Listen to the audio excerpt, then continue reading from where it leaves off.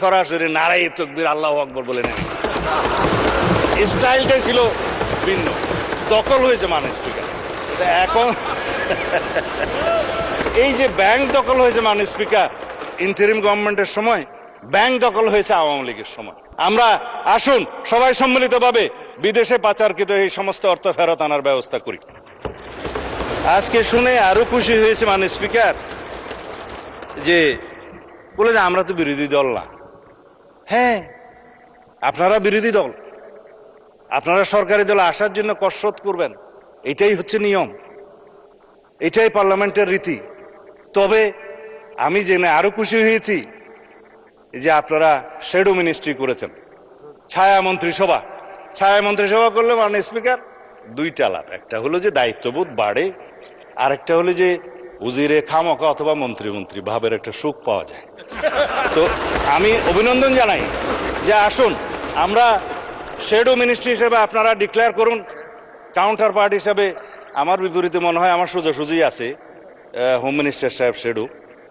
আমরা পরস্পর তথ্য বিনিময় করব, আমরা যোগাযোগ রাখবো, কথা বলব।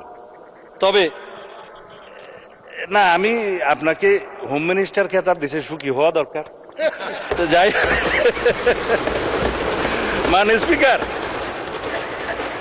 ব্যাংকের বিষয়ে কথা বলছে, বলে যে না আমাদের কোনো ব্যাংক ট্যাঙ্ক নাই, কিন্তু আবার যখন কথা বলছে তার মধ্যে আবার কৃতিত্ব মন করছে যে কিছু সংখ্যক লোক করেছে, সেটা কৃতিত্ব নিয়েছে এসে। মাননীয় স্পিকার ব্যাংক টাকা তো ভালো, অস্বীকার করার দরকার কি। তবে শুধুমাত্র দুষ্ট লোকেরা বলে যে কত পার্সেন্ট শেয়ার কার আছে এটা একটু খোলাসা করা দরকার। তাহলে পরে এই যে ব্যাংক দখল হয়েছে মাননীয় স্পিকার, ইন্টারিম গভর্নমেন্টের সময় ব্যাংক দখল হয়েছে আওয়ামী লীগের সময়। দখল হয়েছে, স্টাইলটা একটু ভিন্ন ছিল মাননীয় স্পিকার। কেউ সরকারি ইন্টারভিউ করে হোটেলে ডেকে নিয়ে এসে করেছে, আর কেউ সরাসরি নারায়ে তাকবীর আল্লাহু আকবার বলে নেমেছে। স্টাইলটাই ছিল ভিন্ন। দখল হয়েছে মাননীয় স্পিকার। এখন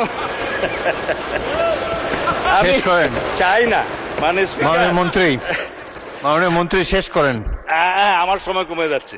যাই হোক মাননীয় স্পিকার, এই সংস্কার না নিয়ে কথা বললে মানুষ আবার আমাকে গালি দিবে।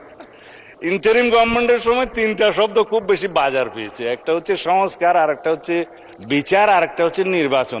তবে নির্বাচনটা বলেছে যে সংস্কার এবং বিচার সমাপ্ত হওয়ার পরে যদি কোনো সময় হলেও হতে পারে, এইভাবে ছিল নির্বাচনের বিষয়টা। তো সংস্কারের জন্য শ্বেত শুভ্র কেশের আমার কিছু বড় ভাই বুদ্ধিজীবী বিদেশ থেকে অবতরণ হয়েছিল, নাম যেহেতু এখানে উপস্থিত নেই নিতে পারবো না মাননীয় স্পিকার। তারা মাথায় টুপি ভর্তি করে অলৌকিক কিছু সংস্কার নিয়ে দেশে অবতরণ করলে পরে আমরা সংস্কার কমিশনে আলাপ আলোচনা করতে করতে করতে করতে এই জুলাই জাতীয় সনদটা এই পর্যন্ত প্রণয়ন হইতে হয়েছে। এখানে একটা বিষয় উঠে এসছে, মনে হয় মাননীয় সদস্য